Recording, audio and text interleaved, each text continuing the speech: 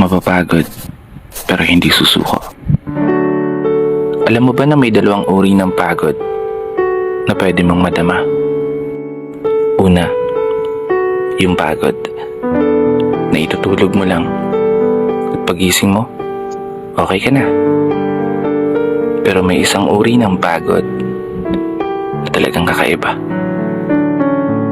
Yun ay ang pagod na hindi nadadaan sa pahinga.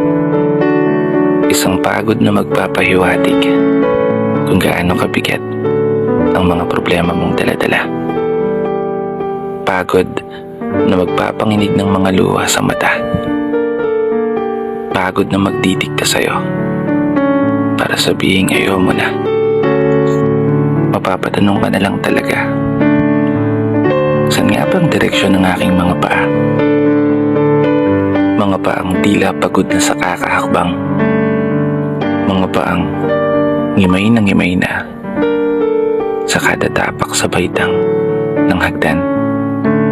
Isang hagdan na magdadala sa akin patungo sa isang palapag na pinapangarap ko. Mapapagod, pero hindi susuko.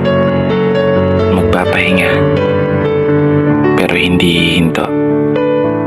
Para sa pamilya at para sa pangarap, palaging pipiliin na magpatuloy. Kasi alam mo, kung ang pagod ay kapalit ng magandang kinabukasan, wala kang dahilan para sukuan ng pagod. Wala kang dahilan para hindi ka bumangon.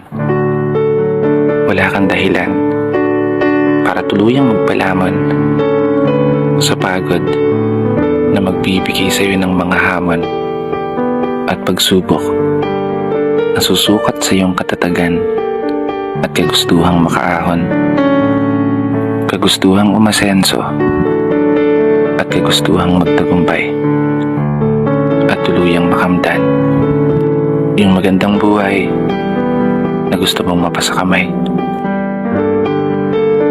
Kaya naman, tatagan mo ang mga paa mo at tibayan ng loob sa iyong paglalakbay at umasa kang kalakip ng bawat pagod ay may masaganang buhay na naghihintay. Sige, umusad ka. Dito na nagtatapos. Kaya isang pagpupugay para sa lahat ng mga tao na patuloy sumasabay sa hamon ng buhay.